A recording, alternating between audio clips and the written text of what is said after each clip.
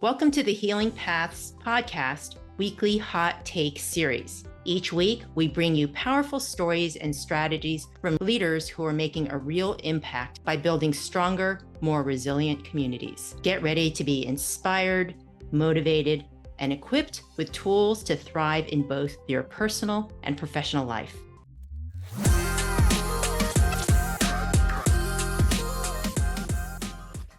Hi there, my name is Allie Fisher. Welcome to the Healing Path. Life can be tough and no space is spared that reality. Workplaces are not often considered places of healing, although they can be. In fact, we believe that healing can and should take place everywhere that we go, and that healing so that we can have better relationships, more engaged teams, and an overall better work experience really matters for the sake of living fulfilled lives and also for the bottom line. Today, my guest is Nicola Griffin from Titan Medical Solutions. Hi there, Nicola. Hello, Allie. Thank you so much for being here.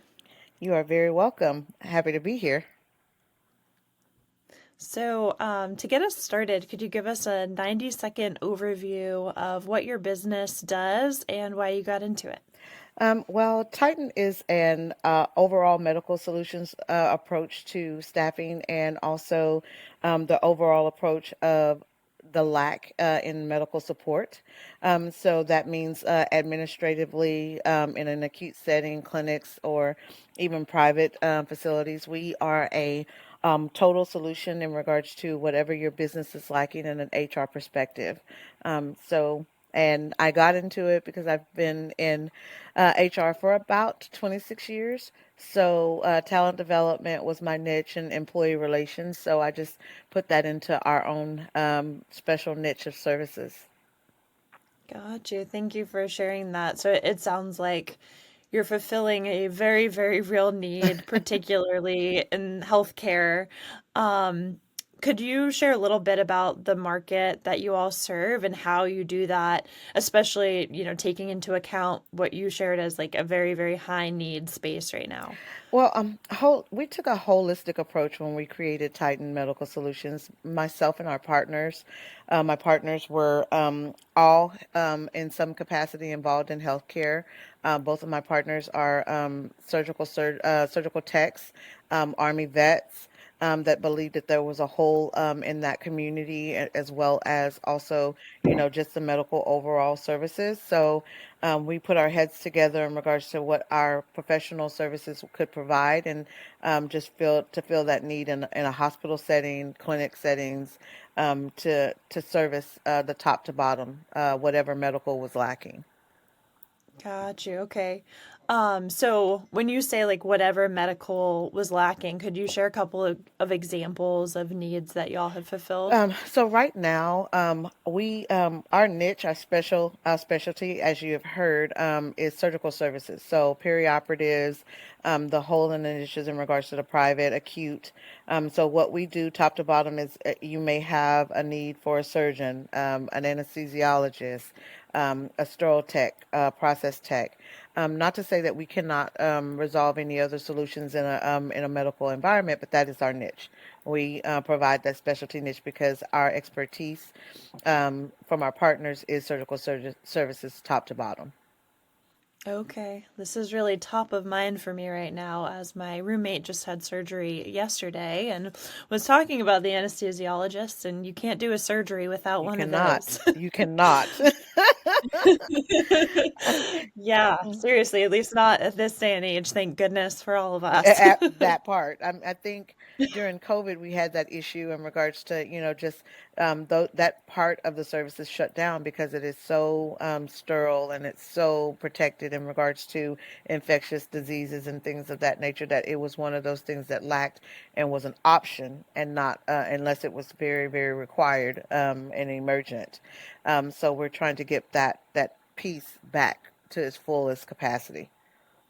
Absolutely. So it sounds like there's still a bit of a lag from COVID, and we know that the healthcare sector has not exactly had enough people for some time.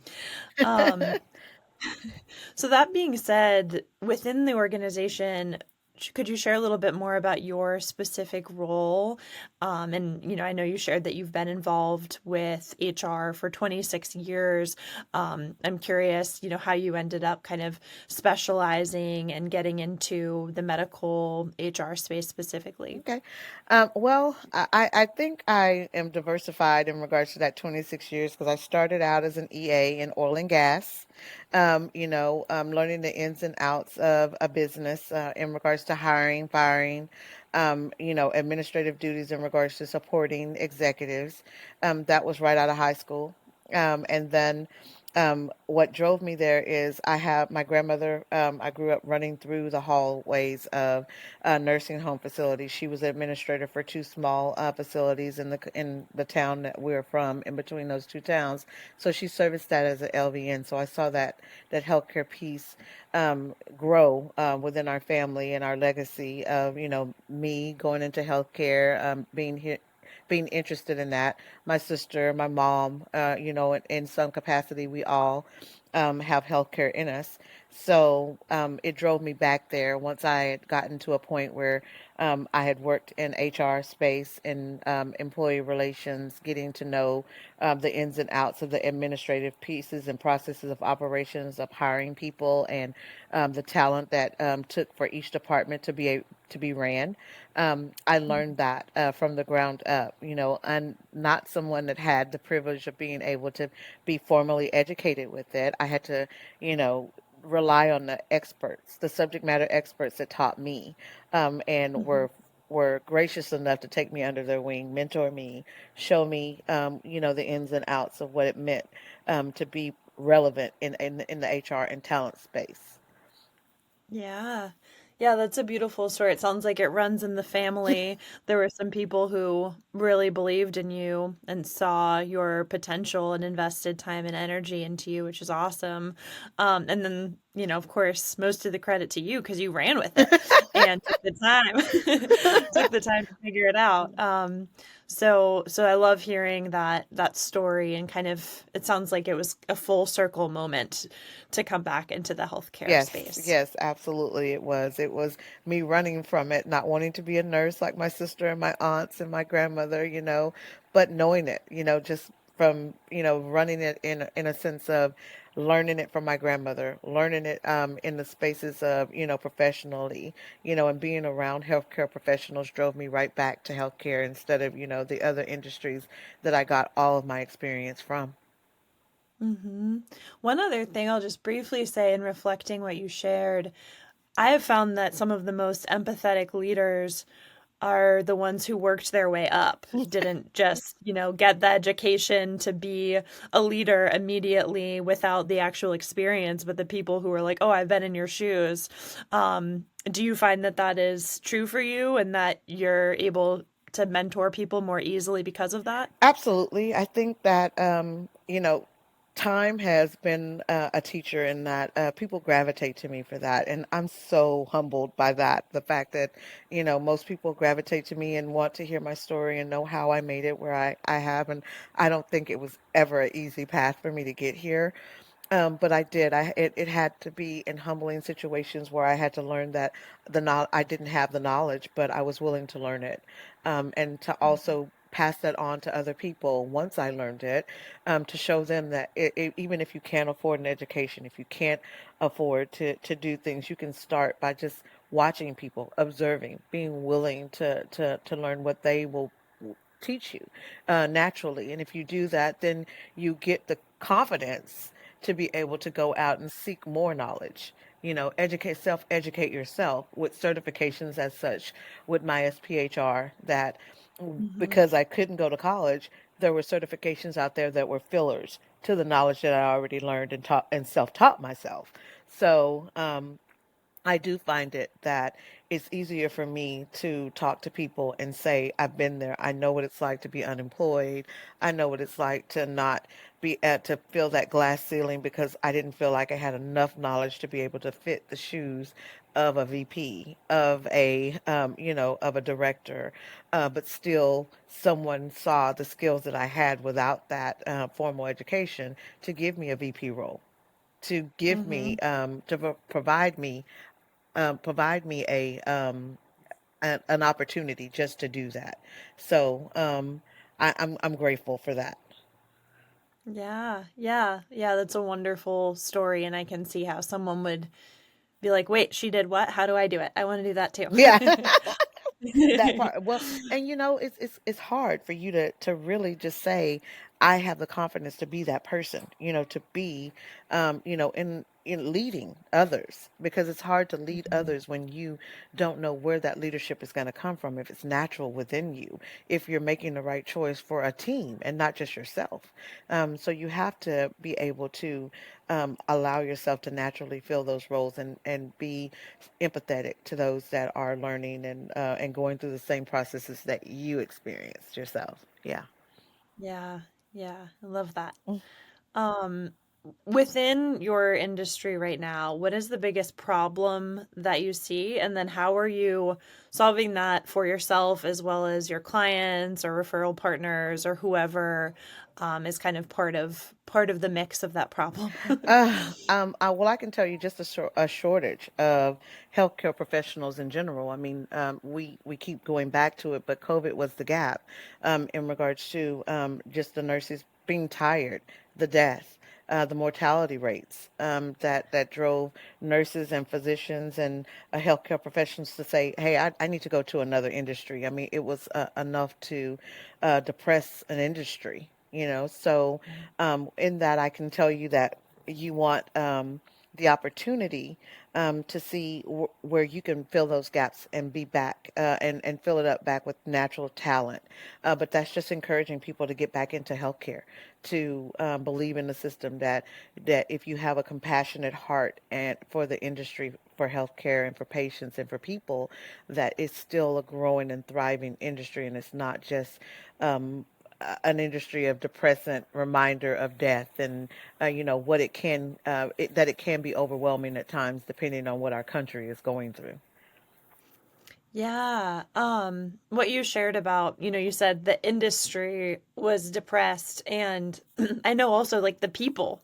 Um, and so I'm curious if there have been additional supports put in place so that different folks, doctors, are able to receive the mental health care that they need as they're navigating challenges or other supports. Like, I know that they're demanding schedules, but are schedules slightly less demanding? Is there a little bit more freedom or flexibility, or what have you I seen? think I see now in the healthcare industry, they're providing a little bit more of your flexibility in regards to telehealth, and making Hmm. it a virtual opportunity for, if you cannot get in and sit down personally in front of someone, the capacity for psychiatrists and psychologists to be available, and counselors to be available, virtually, so that it's just right there at your fingertips, where you don't feel like that you have to go and sit and wait, or set an appointment and be,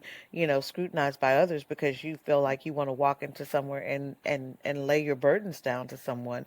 So I think the telehealth industry has helped that. More people, independently providing mentorship, and licensed professionals that are in the mental health space. It's becoming more affluent.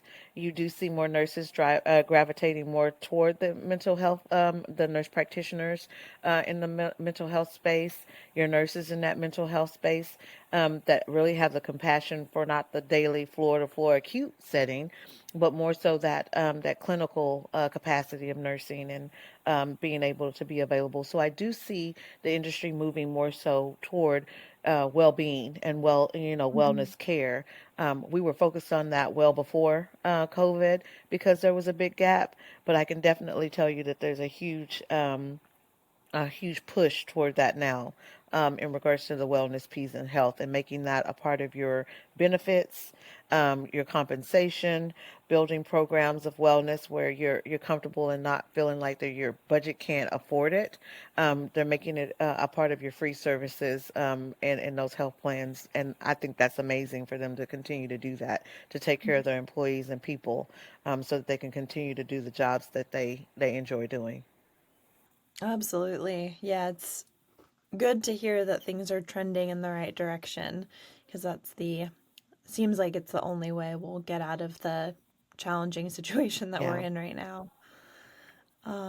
Who is your ideal client, and what are the major outcomes that they could expect when working with you? Well, right now our ideal clients are hospitals, clinics, and private surgery centers, ambulatory centers, because I know that our highest priority right now, I can give you an example, is our CRNAs and our anesthesiologists, where there's just not enough of them. So, having the capability of being flexible to do on call, to do locum, to do per diem roles, and make that convenient, is something that we are striving for.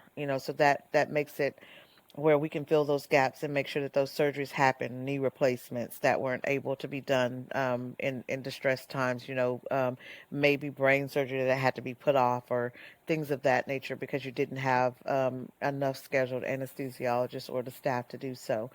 So that's where we put our best focus in this business is the surgical services top to bottom. But like I said, as being a medical solution, I can tell you that all of us, have the capability of working in other departments. But I know that surgical services has been our niche and our specialty, but we can gravitate to any department within a medical facility and put our specialties and our expertise in place to help recover some of those losses for them. Absolutely. Um, yeah, thinking about all of the people who weren't able to get surgeries at a particular time because their condition wasn't considered life threatening, but their condition is still life Yep. changing, and the impact of that on folks. And so having the solution of somebody stepping in to a facility for a short period of time totally makes sense. And I'm curious, in the way that you and your team at Titan helps your clients, what makes you unique as you help them achieve the outcome of making sure that they're able to, you know, serve as many patients as possible? I think what makes us different is that we don't overpromise and underdeliver. Mm. We meet them where they are. If they have a need, and we focus on the quality and not the quantity. The bottom line. When you look at other medical solutions or staffing firms or anything in the talent development realm, it's all about the revenue driving. Who can get you the fastest person, but what we are as healthcare professionals and being in those shoes of knowing that patients matter and we don't want to just fill a body in a seat.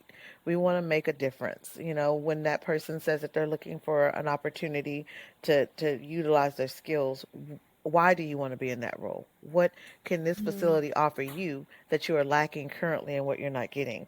It can't just be money for us because that's just Mm. not what makes a hospital run in regards to knowing that if you lose a patient, the money's still going to be there. Whether that person came through there and survived or not, you're still billable. Nobody wants to Mm. be thought of as a money as a money trail. So, um, our whole holistic goal is to just find a person that cares, that has the same compassion that we do, that we are connecting clients and candidates with the right opportunities at the right time to provide the right services of care.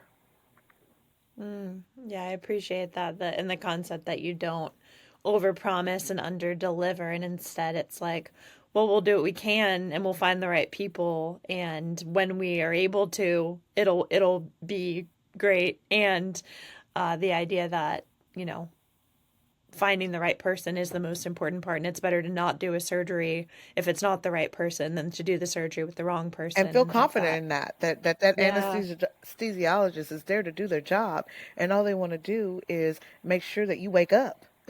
They're putting you to sleep. So they Mhm. definitely want to make sure that they're doing their job to the best of their ability, with their mental health intact, with they're happy that they're coming to the place that they're providing that service for, that we met them in the middle and found them the right company for them to work for, or the right facility that they fit into. Their dynamics match. So that's what we really, really want.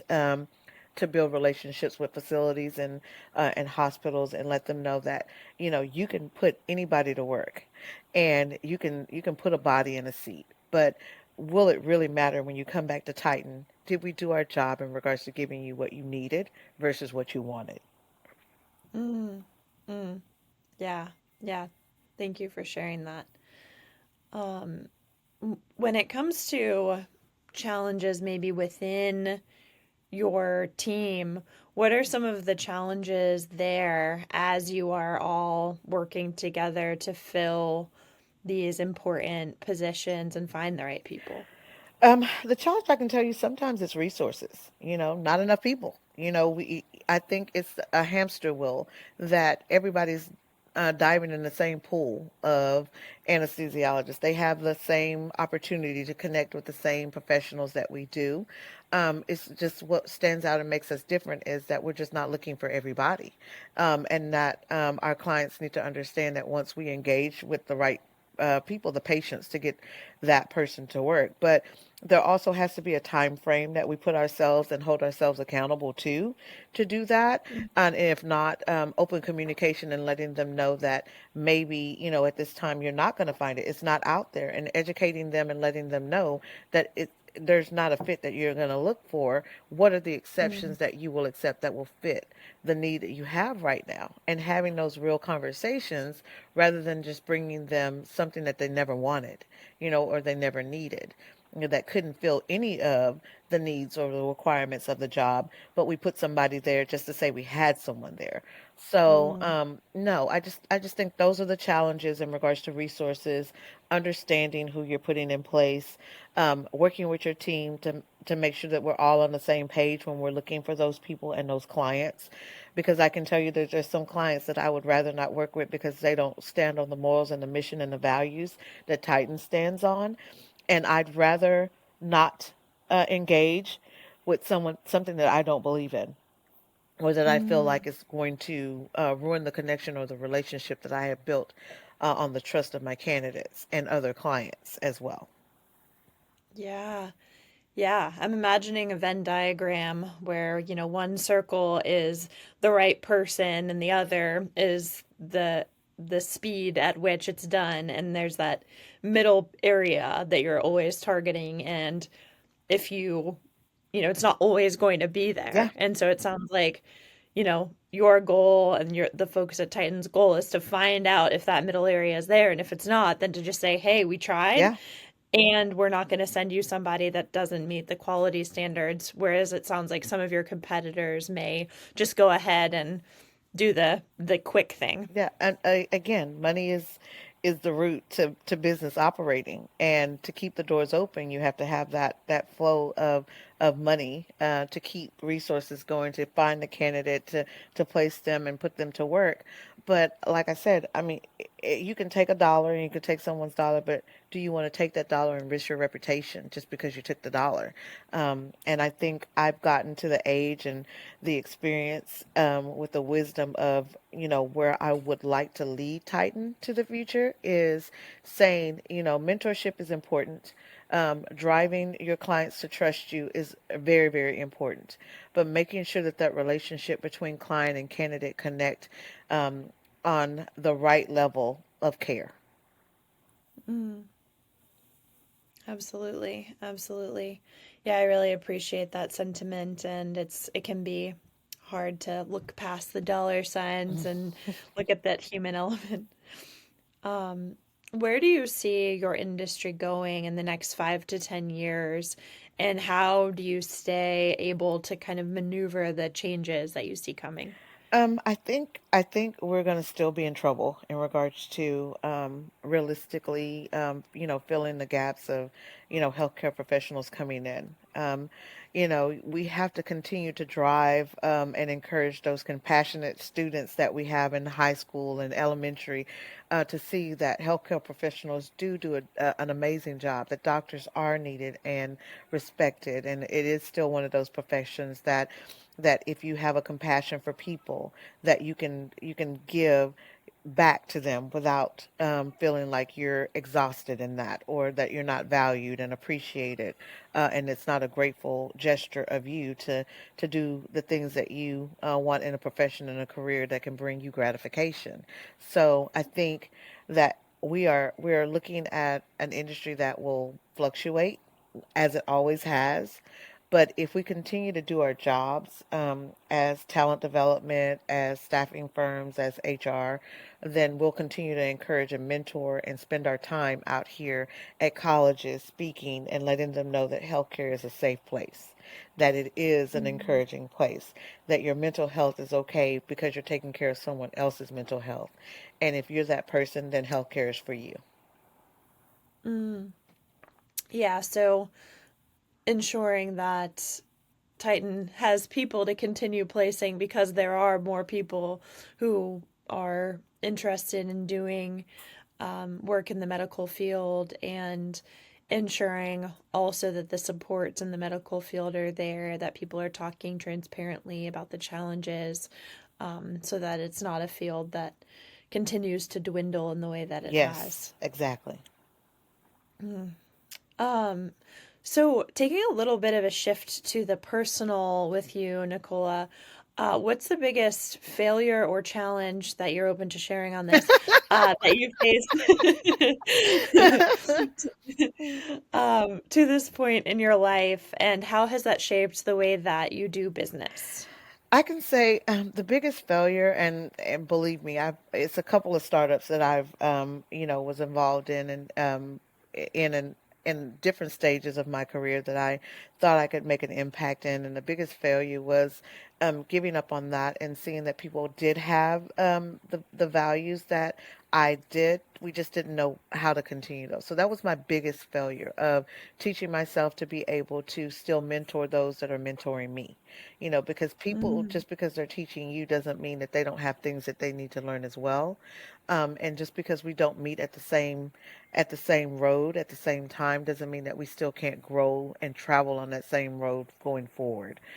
So that was my biggest failure in regards to delivering that communication to previous colleagues and leaders that I've had the pleasure of working with, and wouldn't change it for the world, because failure leads to success, and success leads mm, to blessings and gratefulness and humbleness in anything that you do. So I would say that I'm grateful for my failures. I don't think I would be where I am without them, but it just gives me an opportunity to say, hey, if I fall tomorrow, I know how to get back up and fail again and succeed again. But who have I touched along the way of those failures is what would be more important to me. yeah.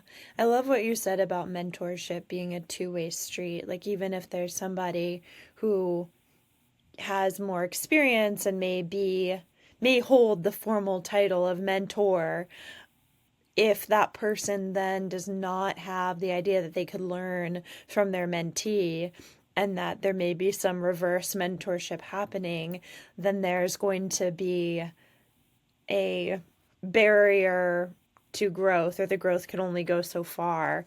And my best mentors have throughout my life told me, you were a mentor to me too, or started That. calling me a friend-tor or Yes, something. exactly. Because who are we if we can't learn from the people that we're trying to teach? And me being a parent, I know that. I know that my kids taught me something every day that I was learning, that I didn't have the capacity to be able to do everything that they needed me to do, but they taught me that. They taught me my limits. They taught me that I do have limits. That but we are all limitless in learning how to deal with each other. And Mm, that's the ultimate thing that I can tell you that I loved, was watching my kids grow and knowing that I taught them that I can fail and still succeed, that we can mm, teach each other and still, we can still grow together without knowing and being on the same page. You can teach me something that I didn't know before, so that's just something that I take in personal and in business, knowing that. yeah, yeah, absolutely. I love that. we're limitless and figuring out how to deal with the fact that we are limited. That always a lesson. Always a lesson. We definitely are. So I'm very curious. If you could have lunch with one person, living or dead, who would it be and why? God. I always say that if I could have lunch with anyone, I would say it would be Maya Angelou. Mm, And I say that not because of her poetry, just because of her peacefulness, just being around her. Just being in a room with her would probably elevate me to levels that I knew I already had in me.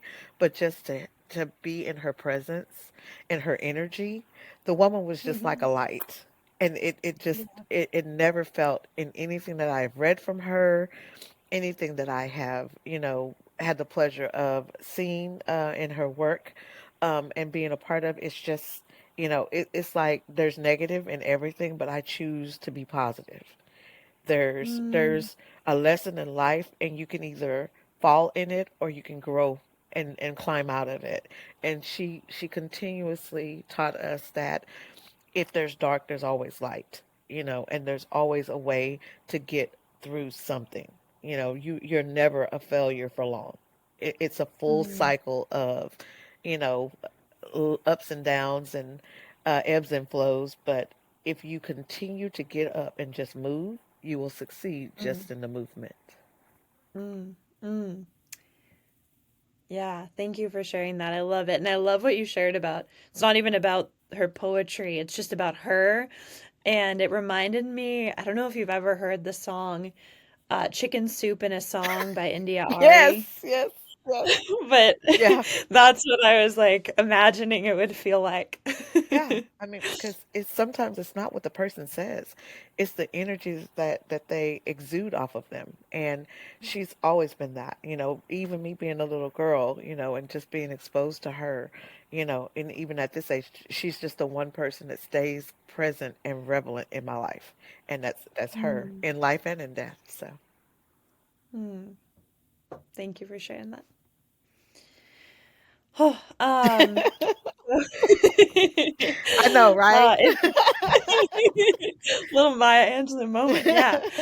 Um, so if folks would like to contact you to potentially work with you, if there are people who listen to this who have medical staffing needs, what is the best way for them to contact you? Well, you can always visit our website at stafftitans.com or my personal Nicola at stafftitans.com or in my LinkedIn, it's Nicola Griffin. You can find me under that, Awesome. but definitely I'm available to um, speak, mentorship, anywhere I can feel be a resource and a gap, not just in the capacity of professional, but personally. I always say that we are put in spaces for a reason and a season. So I think there was a reason that me and you connected. So I always say that if I have the potential to touch one person, then I've done my job spiritually. Mm, So, yeah. mm, But yeah, Titan is always present on LinkedIn, on Facebook, on our website. But yeah, you can reach me at any of those. awesome. Thank you. And as a kind of wrap up question here, what's the next area of growth that you're focusing on for either yourself or for your business or maybe both?